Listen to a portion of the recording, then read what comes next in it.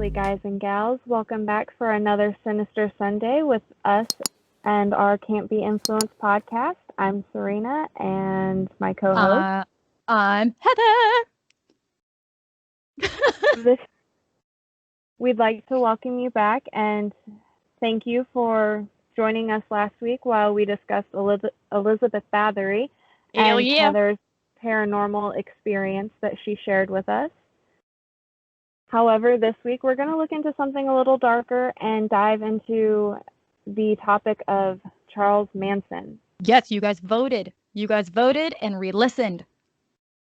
Yes, thank you for participating in our poll this week. And here in the next few days, we should have another one up with a list of topics. And please go vote again. Yes, Monday it will be back up. We will have it ready and rolling for you to go. It's anonymous. I just want to say that. It's anonymous. So don't be all awkward like they're going to know who voted this and blah, blah. No, we don't know. We just need to know what you guys want to hear. So go over there and do it. We'll leave the link to our website in the description below, as always. Yes, we love your feedback. So please, if you have any, hit us up on our website. We will get back with you. 100%. Pretty fast, too. We're on it. We are. I know. Charles Manson. Serena? I feel like we might catch a little bit of grief for this one because with our conversation last night and the more that I just read upon the subject, I think we're going to catch some grief here. I know. I do too. So, like, for instance, I just called my mom a little bit ago and I said, okay, I'm feeling some type of way about Charles Manson.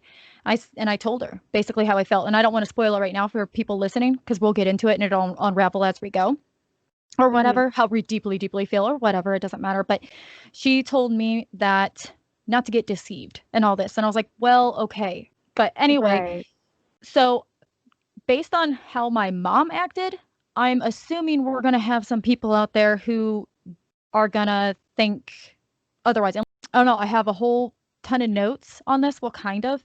And I want to get into it. I have some clips, if you don't mind, too. Like, just like little clips I put it little timestamps just so like to hear some of the things that stood out to me when I was watching YouTube, like his interviews. So, yeah, we were talking last night and we have our own separate notes and stuff. So let's just go right into it. Oh, my gosh. Okay. Do you want to start with it or do you want me to start with it? What do you want to do? Because we both, I think, feel about the same way. I'm torn. I'm personally torn. I don't know if he's this bad of a dude, but I do believe deep down that he's not totally innocent, right? But considering but considering his past and what he's been through, right? I've never done research on this guy. I've always just assumed he was this terrible monster of a person. So when I went and I actually did research last night and did all this stuff I've never done before, I was like shocked. I was like, whoa, hold on, where's the monster? That's just my feelings. And I'm just, if I get crap for this, fine, because that's how I personally feel. I don't see a monster. I see like a hurt, confused person who's very intelligent, for one. And the reporters, like that one, oh my God, what was it? He had a interview with the one reporter. Is some male reporter. It wasn't Diane Sawyer. That's the other one, I think. That was the one you sent me. Yes. Okay. So it was the other guy he had an interview with, and this guy basically portrays how the media and everything was back then. They just wanted to create a monster out of him, and that's what they did. And he was aware of this, and he just was like, whatever, I don't care. You know, if you watch it, it's disturbing a little bit because you see how he's hurt and like he starts crying during it and stuff, but then he like hardens up. So you see like the trauma coming out and then him just sucking it up real quick. And this guy, this reporter dude is like, he's like asking him a question and Manson goes to answer it, but Manson answers it in his own whimsical way. He's going off on like why he did or this or that. And the reporter stops him and goes, get out of space or get off your spaceship is what he says. Okay, if you're going to go and you're going to interview somebody, let them talk, because he wasn't too far off from what he was saying. It was very infuriating and frustrating. And judging from the comments, I wasn't the only one who felt that way. So I was like, okay, good. I'm just saying. Back then, people wanted to create a monster, and they did. Is he innocent? No. But anyways, well, and see, if you just look at everything he's been through, from the situation he was born into up until the final trial for the Tate and the LaBianca murders, there's so much like trauma. Yeah. And I know. I mean, the guy was proven to be illiterate. However, with a high IQ. Yeah, his IQ was above average. So, I mean, for someone illiterate, I'm saying he's pretty smart. 100%. I mean, I can also see where your mom was like, on the fence about it, because, he could just be really great with words. And, I mean, that's why he was head of the Manson family. So I thought of that too. Very valid point. I could be on the fence about it, which I kind of am, but at the same time, I do feel that the universe and the system as a whole created this monster. Oh my gosh. Yes. They turned him into what he is. Right, because here's my thinking on it too. So, like you said, he had a traumatic childhood. We're talking about a 16-year-old mother, and lived in Indianapolis, which is funny because we're from Indiana. We live in Indiana, so fun little fact, I guess, right there. Serena had reached out to me and said, he's from freaking Indiana. What? Like, so we thought that was kind of interesting. He was born in Ohio, but they moved down here to Indianapolis area, which is crazy because that's actually where I'm at. Yeah. So the more that I was doing the research, I was like, holy crap, this is really kind of interesting, because I didn't know that. Oh, I know. There's a lot.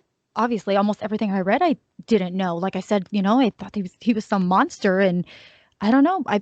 Feelings kind of changed, and like I said, I'm on the fence, like you are, about all of this. But I am taking into consideration his traumas, and that he's just human, and then the interviews that he had after the murders, and kind of just taking all that, because I've seen murders have interviews, and they're kind of cold-hearted and things like that. But he's got, you can see that he's trying to be kind of cold-hearted because he has so much trauma. And I actually wanted to go on to, I have this whole little thing written out. I wanted to just get it off my chest and say it, but I will in 1 second. We'll stay on track here on his timeline, I guess. Oh, know me. God, oh my God. Anyway, so, he a 16-year-old mother, and then his dad just up and left, right? Like, kind of just like, bye, see ya. So he never really knew him. Mm-hmm. And yeah, and then what? His mother was like a full-blown like alcoholic, or she got with an alcoholic, and then she would like leave all the time, and he with her brother and go out. Well, I also saw that she was an alcoholic, but she was also a prostitute as well. So, I mean, at 16, she's got a crap life too. Right, we don't know her history and and what she's been through, right? But it bleeds onto the kids. It bleeds onto the kids. Her trauma, whatever was going on with her, bled onto him. And so him growing up, I mean, this all started at like 9 years old. His first offense was that fire stealing. To school. Oh, trying to start a fire at school. Yes. So he's like acting out. Listen, oh my gosh. Like, okay, if you look at the signs here, this kid is going through some crap at home with his mom, going in and out of marriages. She's like seeing different people. She's like never there. He feels unwanted, basically. And he goes to school and he's acting out. He wants attention. He's like, somebody give me attention. He's getting no attention because he's not getting it at home. So what do kids do? They act out like at school or this or that, or if they're going through some traumatic thing. He's acting out at school. And instead of getting the help he needs, Serena, right? Well, like, and gets you no gotta help. think the time period though. Back then, they didn't really. I hate to say it, but I don't think they cared as much as they try to push that they care today. Because I mean, you have all the anti-bullying and things like that in school. So teachers are actually trying to step up and be a little more there for their students. But back then, I feel like it was, you might have had some, but Yeah. I highly doubt enough like you do now. Exactly. So like like now, if a kid went to a school, like he was going to school and he was having these traits and behaviors, they would probably admit him into somewhere where he can actually get help. But what did they do to Manson? They put him in a boys' school where he was like beaten and all this stuff, right? Yeah. I mean, from what I was reading, any little offense got you a wooden paddle or a leather strap. I mean, come on. That would be enough to traumatize any kid. He literally tried to run away. I mean, he actually did. Yeah, at the one, okay. I don't know exactly his age on this, but it had to have been like elementary school age or maybe just a tad bit older. He was very little. If you come up with the date, let me know. But he was like beaten, and I'm pretty sure they said he was raped and stuff like that from the other boys, and he ran away 18 times. But the thing is, Serena, I was watching an interview tonight before we got on just to have another little bit of a dabble into his world and how he acted and stuff like that. And he basically told this reporter that none of that stuff's true. He was never beaten. He was never raped. And I was like, okay, now this just threw a wrench in all of that. So either he is trying to completely disassociate and just protect himself and hide himself because people do that with pain and trauma, or it really didn't happen. But why would you try to escape 18 times if something bad wasn't happening? Yeah, I read about that too because that was the part that I really thought was interesting because the boys' school he was sent to, right here in Plainfield. Yeah, I know. Isn't that crazy? Didn't he go to two different ones? In He was in the one in Terre Haute, I believe, is where uh Gibbolt School for Boys. That's Okay. where he was when he was 13. He Oh ran my away and gosh. was actually sent back to that boys' school. But the one he escaped 18 times before he was successful was the Indiana boys' school that's actually here in Plainfield, which is so crazy. Wow. No, it is very crazy to think about. Okay. I want to like get this off the table here. So here's what I wrote out last night. Okay. Okay. So this is me basically reading, and it's about maybe two-ish paragraphs worth, three-ish, but I'll whip through it. Okay. So last night when I was watching everything, I came to the conclusion of this. So I think he's very introspective or philosophical. Mhm. Uh, yeah, very, very much so. So, like, for example, if I made the connection between the fact that the interview I watched of him was from 1993, and I imagined what I was doing at that exact moment in 1993, well, I was 3, so I probably wasn't doing much. But thoughts like that, that's what he does. He goes off into these thoughts and things like that. But he admitted that he did LSD and stuff like that. So like opens your mind, and so he's very much of Right. that, right? And I Yeah. think that's kind of where a lot of his Mm, stories, because I don't want to say like truth, but the yeah. stories, I think that's where they come from, is because he said he never went into any of like the harsher drugs. He stuck to like weed and LSD, like the basics. Right. I mean, I guess if you call LSD basics, but he must have loved the trip. It probably opened certain aspects of his brain up, and I feel like that might be where a lot of his intellect in his mind comes from. Yes, because he will talk about how we're like more than what we really are. And I don't disagree with his logic because there's a lot we don't know of space and time and all this stuff, right? Right. So, so it's thoughts like that. So I think his thoughts are a bit like that with everything. But also, I believe he has sort of a distorted view on the world because of everything he has been through. He's mostly only known hate, violence, neglect, heartbreak, loss, deceit, which, Serena, you can tell that when you're like watching interviews of him and stuff like all that stuff. Like the one interviewer, he was talking about pain. Like, did you go through pain? This and that. He goes, what's pain? define pain. He goes, pain's good for you. You touch the fire. He made like that whole symbolism or whatever that'd be. Yeah. And he's basically saying like pain is good. It teaches you lessons. So he's like he's a very broken down person. And I often or now that I know of him a little bit more, I wonder seriously, if he would have been set up for success, what kind of person would he have came out to be? Because he never wanted to hurt or murder. He made that a point. Like, he wants people to be happy. And I don't know, So I do believe he did invoke the murders in some way, shape, or form. But just like most of the traumatic events in his life, he locks and hides everything away. When you do that as often as he had to, then it gets easier to do just that. And it's a heck of a lot easier to disassociate with the parts of yourself you don't like or have done. And therefore, you begin to truly believe you didn't do anything wrong, or you get like numb to it. It's like a cycle. Problem with him is that I never once read that he was offered any help for his emotional imbalances and trauma, which we already touched on, but this was already pre-written. And that stuff changes you. It does. It makes you become a survivor in that mentality. He's been in jail and prison most of his life. The murders happened far later.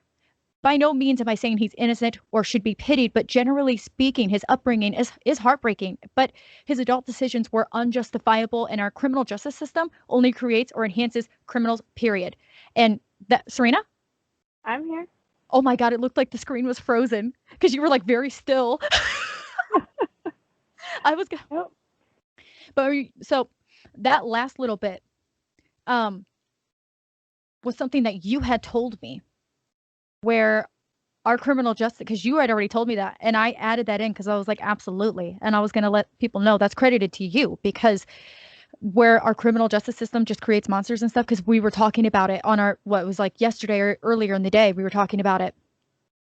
And you basically were like, yeah, like our criminal justice system or whatever it is, like, we create monsters. Nobody's getting the help that they need. This guy is obviously very off his wagon. And, he did make a point to this in an interview. He did say, he goes, maybe let me go see a doctor real quick, and then I'll come back to you for his mental health. Like, he was very aware that he wasn't taken care of, that he had to survive on his own as a kid, and that he's seen some crazy things, like people being beat up in front of him at a young age and all this stuff. He did say that. So that does make me question why he would say that he never had to deal with beatings and rape and all that stuff. I wonder why I'm wondering, like, I'm really hung up on why he said that. If he's just trying to, like, he didn't want to get into all of it. So he's just like, nope, never happened. Because he was very, like, short with it and snappy. He's like, well, no.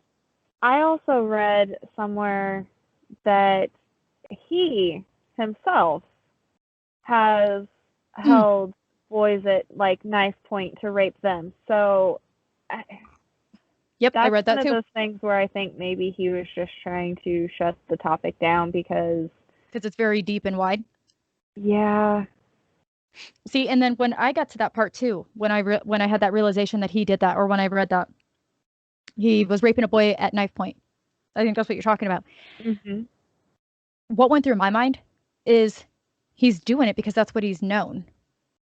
That was done to him. Would be true too. No excuse. I don't know how old he was. All this was under 21 at least. Yeah. Well, let's see. It happened probably around like 1950-ish. 34? Or 34. And I would say he was at the boys' school around 1950. 34. Oh, he was 16. That's it. That's young. Yeah. That's little. I bet he was a little bit older. Oh my gosh, that's so sad to think about. Like, he was getting like abused and mistreated younger than that, because he wasn't at that school where he did that until he left at the other place. You know what else is really, you know what else is actually really sad? So his aunt actually stepped up to the plate, and she visited him in the jail when he was like younger, of course. And she was saying that she could take him and make sure he gets a job and does all these things. And she was due to get him in February. Did you get up? Yes. Yeah, and that's when blew that. Yeah, a little bit. That's when he did that. Isn't that when he did that? Like the knife point thing? Because he did that in January. And then so they sent him off to a different one in Virginia, maybe? Or maybe not yet. Because he... No, see, that was back in February of 52 was when he got caught, and then he was transferred to a federal reformatory in Virginia. Okay. Because yeah. that reformatory is actually where I read that he got in trouble for committing 8 serious offenses, 3 of which involved homosexual acts. So I'm going to assume the raping may not have been, or at least the knife point event might not have been the only raping. Yeah. So him to say that stuff wasn't true, there's a lot of literature that says otherwise. Factual too. I mean, at least it seems pretty factual that it's not going to be in the records that he committed these offenses if he actually didn't commit these offenses. Period. Right, and you would think even still back in the 1940s and 50s, they have files. I'm sure his files probably like stacks upon stacks. Oh yeah. So like at his even his court hearing case, how long it took, it was like 9 months or maybe even longer. 9.5 months. Yeah. Because it was the longest court trial of that time.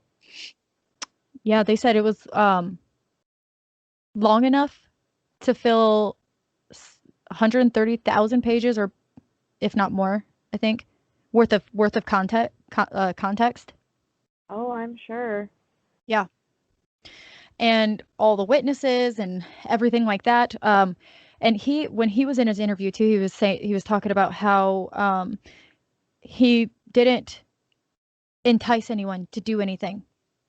But I don't know if I necessarily, believe that. I think okay. So remember when I was saying like he's been through so much trauma, and after a while it becomes numb. You don't believe you did those bad things. You disassociate with the bad things you did, and you start believing you are not doing those bad things. Mm-hmm.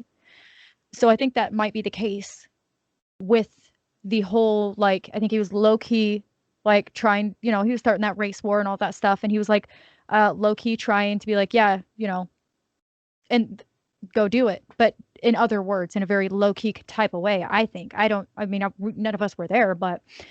Right. And these people are so loyal, probably because he's so good with words. He was able to do that. Okay. I'm a true crime buff, and one of my favorite shows, it got canceled after 3 seasons, but we're not going to discuss that part of it and why I'm mad at Fox. But The Following, it was Kevin Bacon, and the first 2 seasons are still by far the best because they follow along with Joe Carroll, who, in my mind, they were kind of trying to loosely do this in a sense to follow like the Manson aspect. Oh, because Joe Carroll had a cult following, and hence why it was called The Following, which was about his cult. Okay. But he was actually a former literature professor at a college, and he was going around killing college females. Wow. And his way with words, he was very, very smooth. And I wonder if maybe just listening to a couple interviews last night of Manson, if maybe that's why he was able to build the following he did.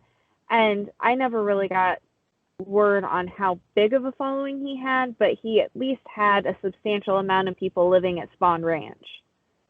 Oh yeah, he had like all age ranges, like kids. He said just people that were like rejected from society. And yeah.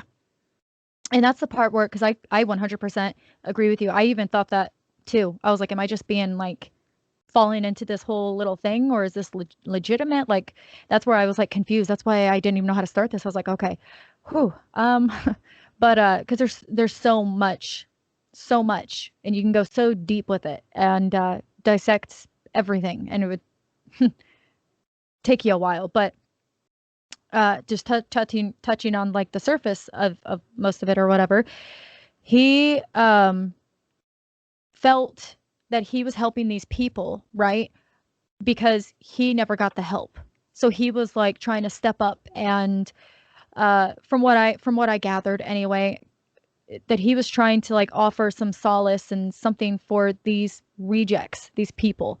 And he said that he never meant for them to create him as their like some sort of idol, or that his intention was never to just be this culty type of person. And he goes, he was in an interview too, and the interviewer asked him something along those lines too about cult leader and stuff. And he like stood up and he goes, listen, he just basically said, that was never my intentions. He goes, he's like, I can't even cut my hair here. You guys are just creating me into this like monster.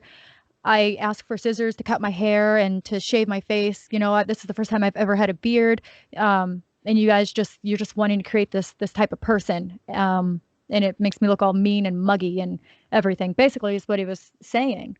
And so that's why I kind of was like feeling for him. I'm like, okay, so like back then in the media back then, right? You were only fed what you saw on TV. There was no like social media. Nobody could really form opinions. There was no Reddit, no YouTube to help voice opinions from across the world and connect opinions and gather and do all this stuff. So you were fed what you heard on the media is just, I guess, what you heard or what you knew. So I'm just trying to take that into consideration too, Serena. Like, right. Did they purposely create this monster? Like some of these things are a little disturbing when you watch his interviews, because it's like he knows he knows that he's being made this monster, but he's just whatever going with the interviews and stuff like that to try to somewhat tell his story or whatever. But he even mentioned in a thing, he goes, listen, he goes, you have this and you have that and you have this money. He goes, you're making so much money from this interview with me, and I'm gonna have to go after this interview and borrow $15 from a friend, beg for $15 from a friend. So it's like he understood the way, and this is where he was intelligent, right? Like he understood the way he was being played and portrayed and looked at.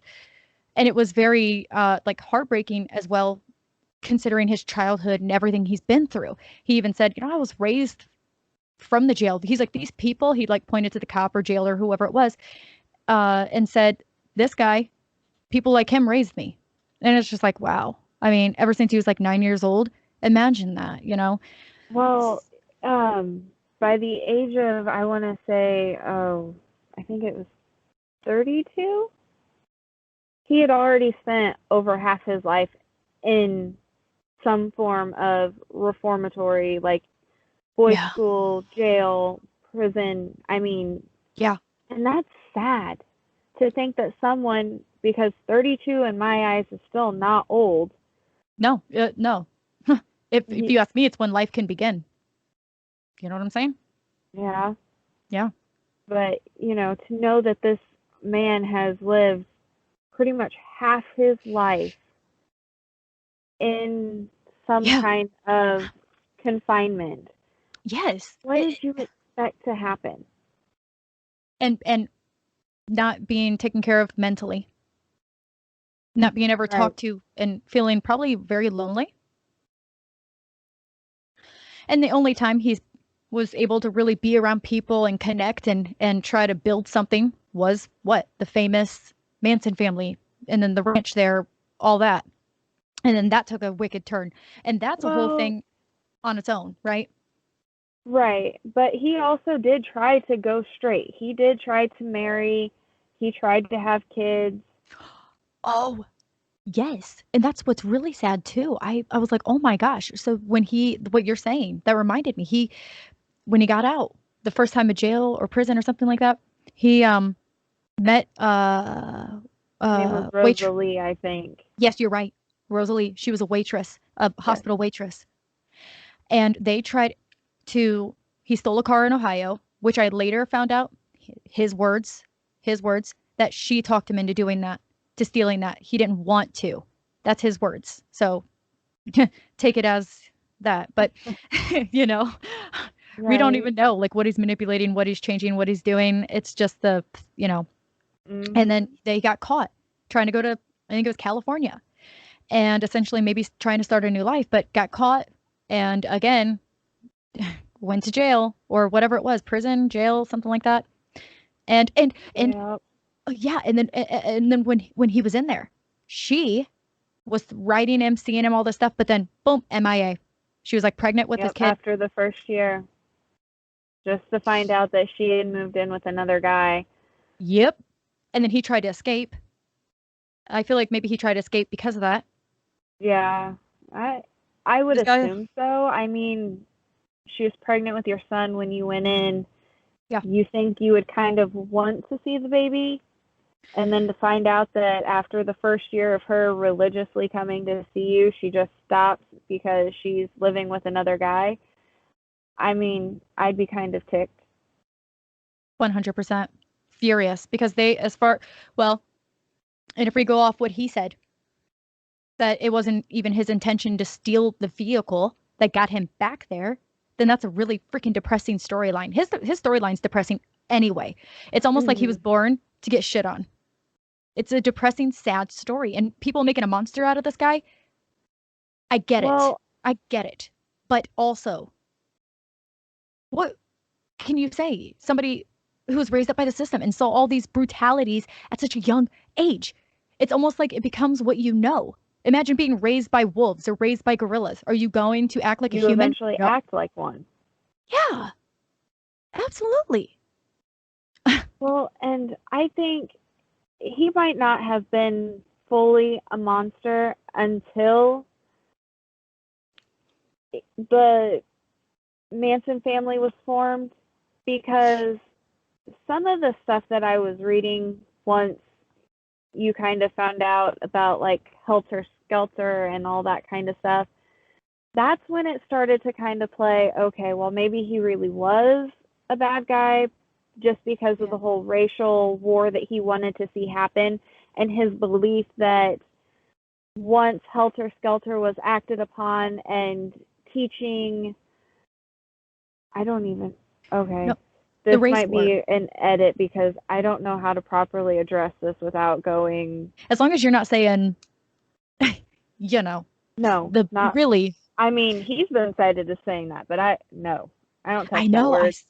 I saw that he did. And I was like, whoa. Well, and the whole Helter Skelter thing with inciting his, what he wanted to see happen, or at least from what I read, is that after the Sharon Tate and the LaBianca murders, that was to teach the blacks how to commit murder. Yes. And he wanted to see the blacks wipe out all of the white people in the United States.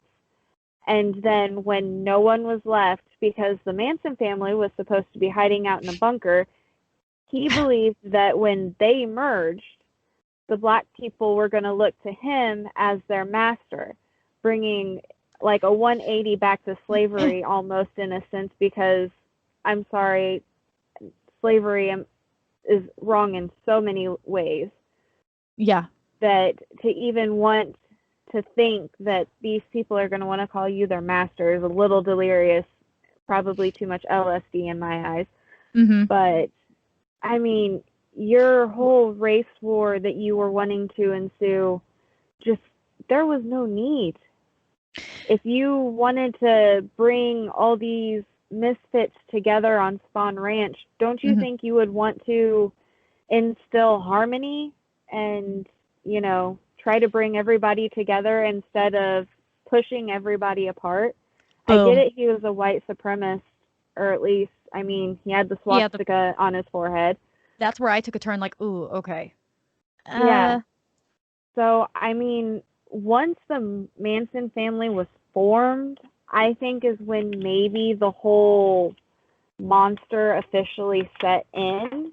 the whole crazy, probably just deranged by the LSD, like you said, leading him Right. into like this free world, or not this free world, but like where he's like going to like lead it, and he wanted to lead it, which Serena, I just want to say too, doesn't that kind of contradict with the fact that he was in an interview and he said, I keep going back to the interviews, but hey, it is what it is. But he had said, I never wanted attention. I never wanted any of this, yada yada. I don't want attention. And then the lady, I think it was Diane Sawyer actually, she goes, well, wouldn't you say you want attention because you've just been in trouble and trouble and trouble and trouble all throughout your life?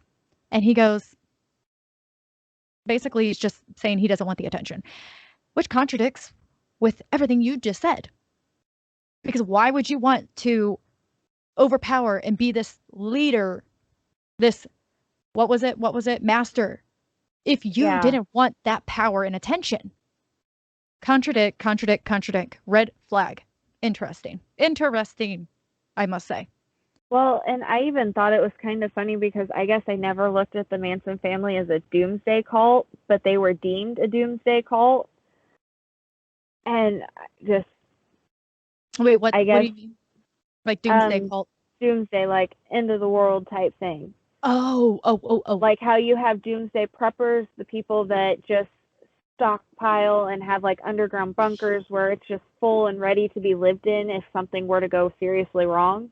Gotcha. That's kind of, they were a doomsday cult, which I guess I never would have thought about had I not started to read up on it, because like I knew about the Tate and LaBianca murders, to an extent, but I didn't know, like, I wouldn't even say I knew half of what I've learned about Charles Manson in the last few days. Same. And even that little bit of information you just gave me, I didn't really like have that in my head, I guess. That image in my head that they were like stockpiling stuff and essentially just gonna hide out, really. Like in a sense, kind of, but not really to that extent that they were full on, like, I don't even know if they made like a bunker or if they did any of that, but essentially like that was their intent, I guess, right? Is that what it is? So it's just crazy. That's kind of what I gathered. I mean, it didn't really say that they had like a bunker or things like that. It was just from what I gathered, it was they were deemed a doomsday cult just because of the belief that he had for Helter Skelter and starting the race war and trying to become master of and it no, totally. And it just, I wish that we could just like dissect. I was trying to do more research before we got on because I was like, there's something going on here, like something's misleading. There was because there's been so many books on him, and but he disregarded most of them. Because when I was watching him, he was asked about him, and he goes, "That's not my story. That's not my story." Okay.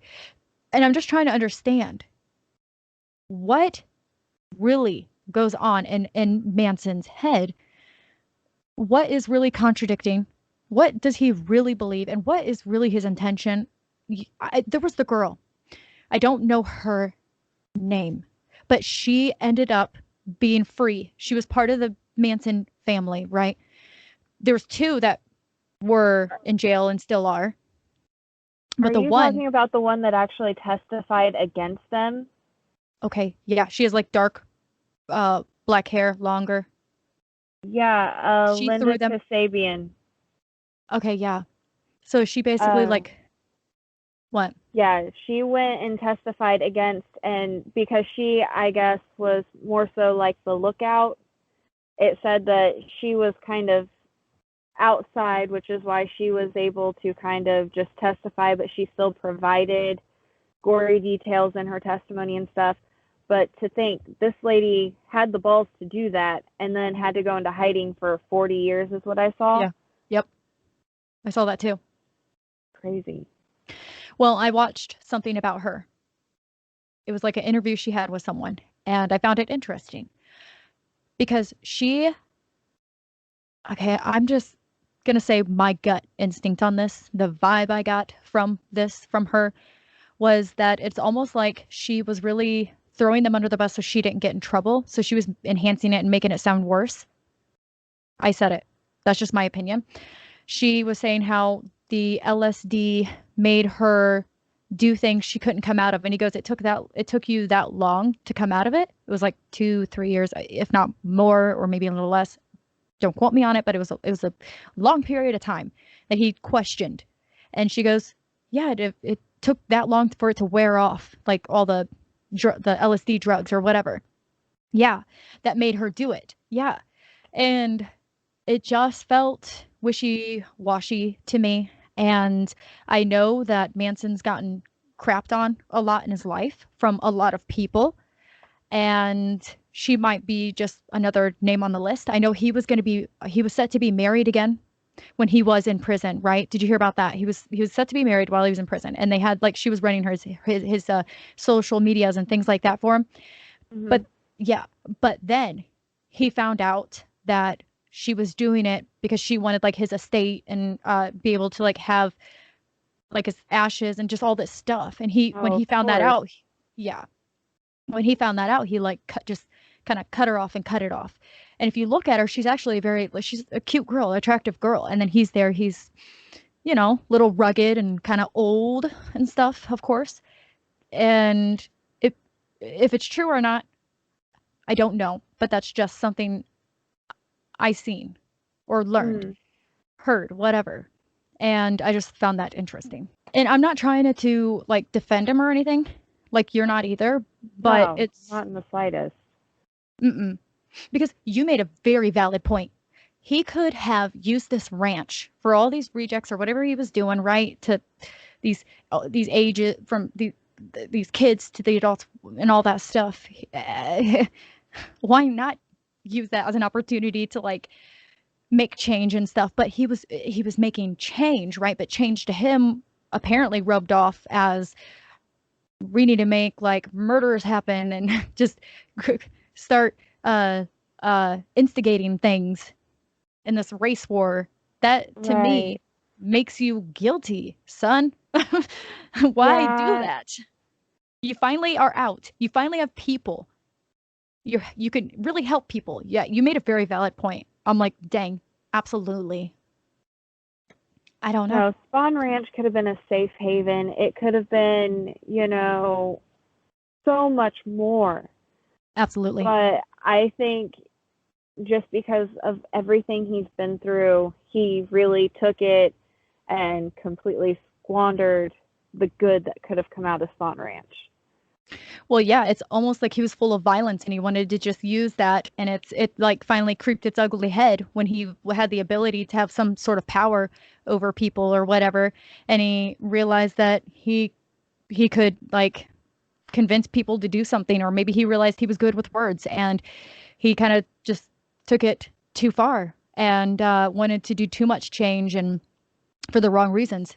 All the violence, all the trauma, probably maybe it, like I said, reared its ugly head and came out to play and took over him. And he's disassociating himself with all of it and thinking he didn't do anything wrong because he didn't actually get his hands dirty, but he didn't ever try to hold himself accountable. When people were trying to say, to confront him about these murders and stuff like that, he was just acting like it was like nothing. And he was acting a little cold hearted about it because they said like, what about Sharon Tate, where she was pregnant, right? Mm-hmm. So they asked about Sharon Tate and like what happened and stuff like that. And he goes, I didn't do it and everything like that. But then he goes, what about the children starving across the world? And he was just like naming out all the flaws of our planet and just everything society's doing. And I mean, very valid, but still, I wish I could have said, then why are you contributing to it, Mr. Manson? Why are you contributing then?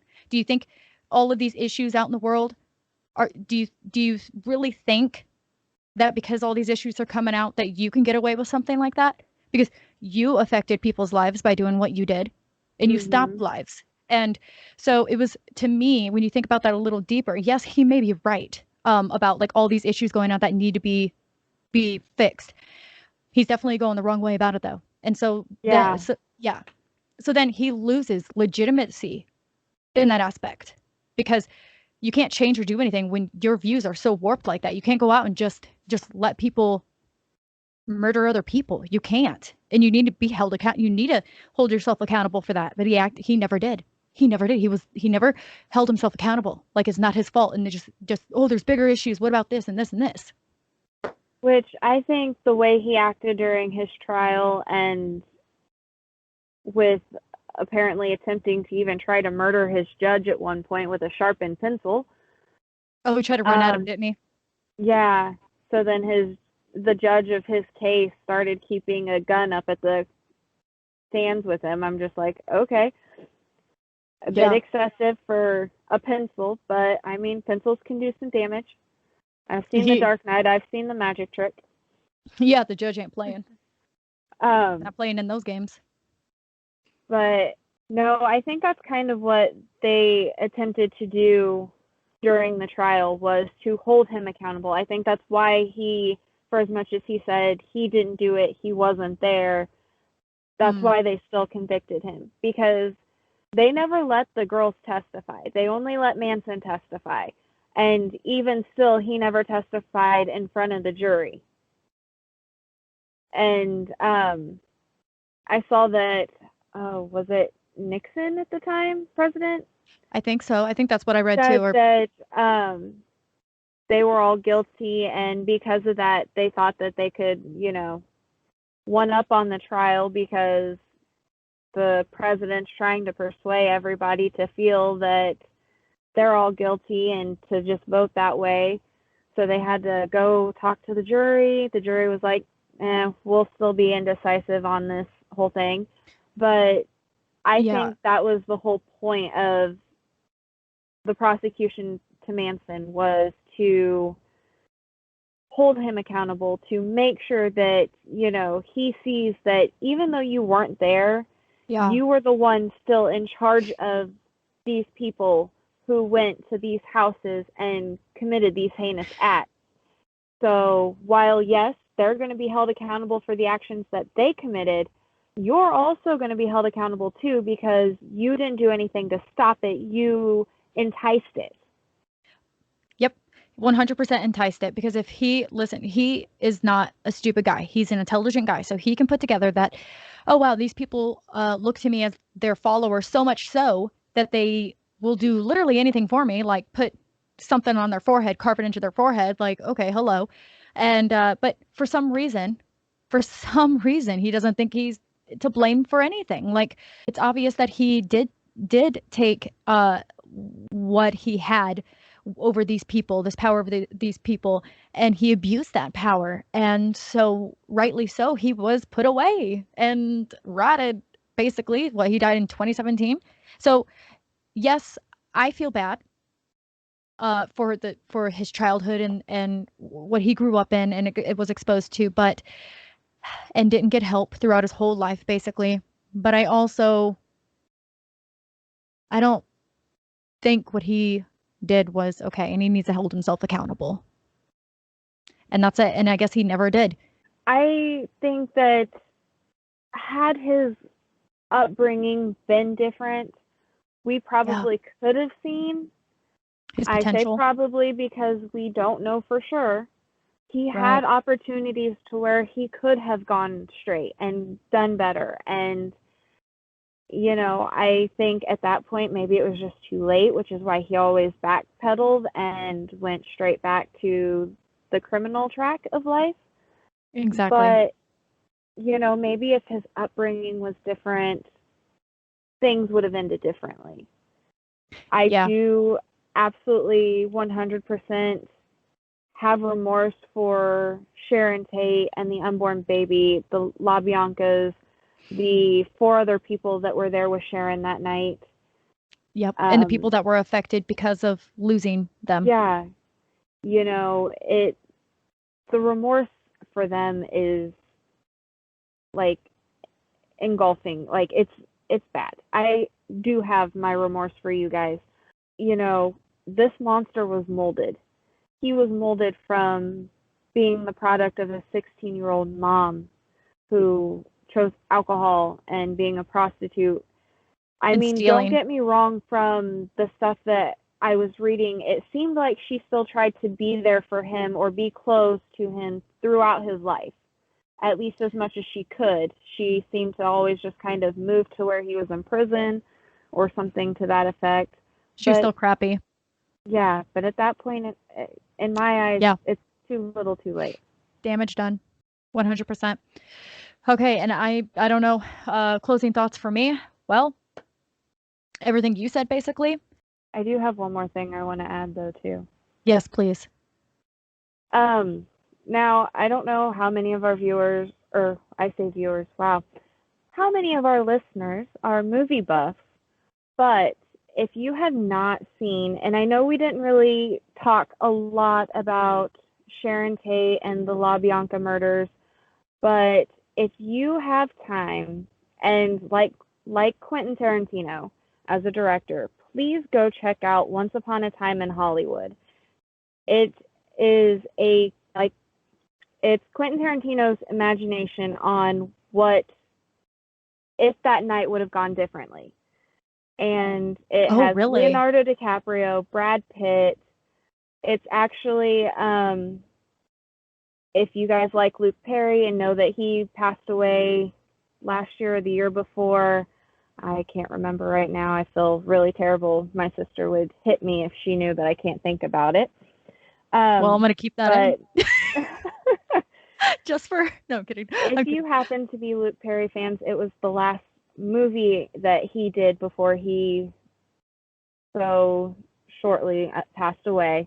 But it has a very well-stocked cast.